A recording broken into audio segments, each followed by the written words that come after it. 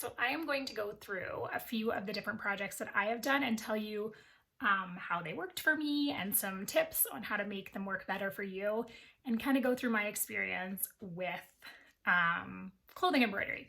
So the first project I ever did was this t-shirt right here.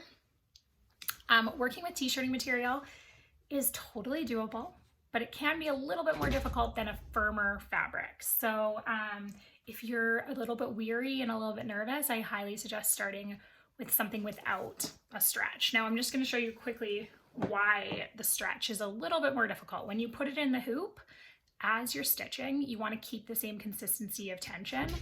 And when it's in a stretch fabric, you don't want to pull too tight because that'll pucker. And you don't want to be too loose, because in my case I was too loose because I was trying so hard not to make it pucker that I ended up with sort of like a little bit of like loose threads there. The other thing was I did very long stitches, and I would highly recommend, if you're doing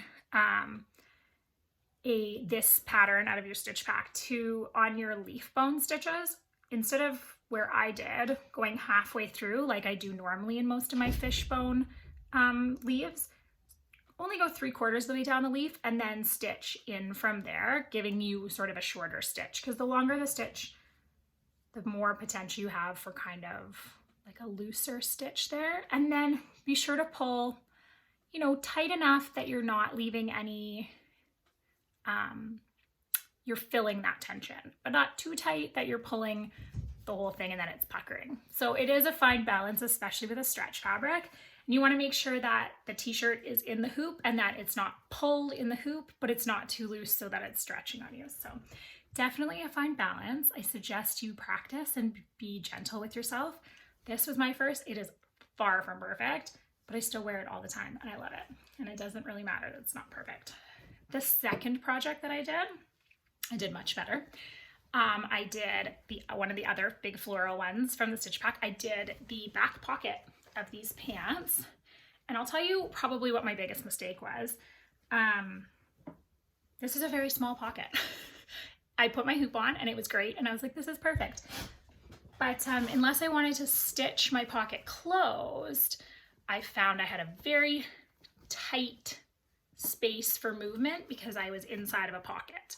So it worked. I made it work. It just took a little bit more patience and a little bit more maneuvering.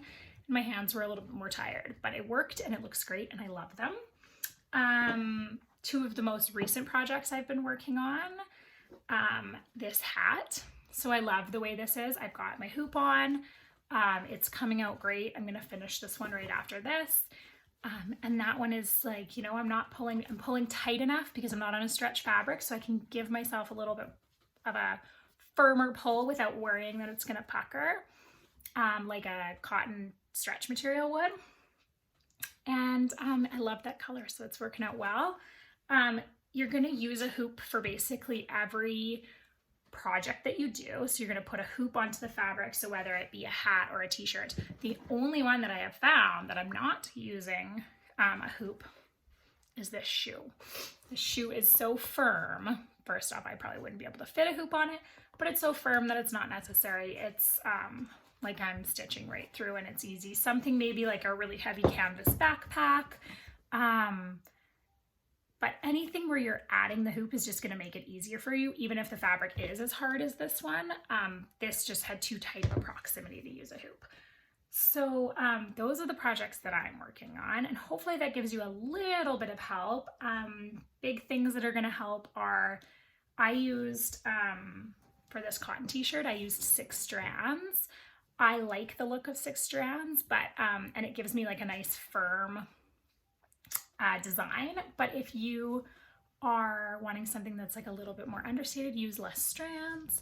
I wouldn't do anything too loose because you're going to have snagging, and make sure you're using the proper needle. So you want to use something that's going to be heavy enough, but also sharper than a really dull needle, because you need to go through the fabric.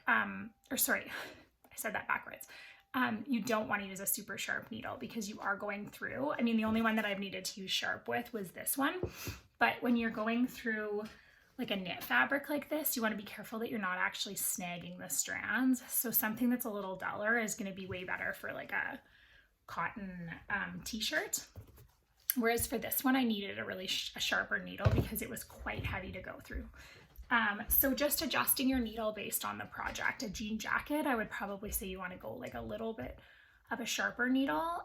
Tapestry needles are typically duller, but you can get wide-eyed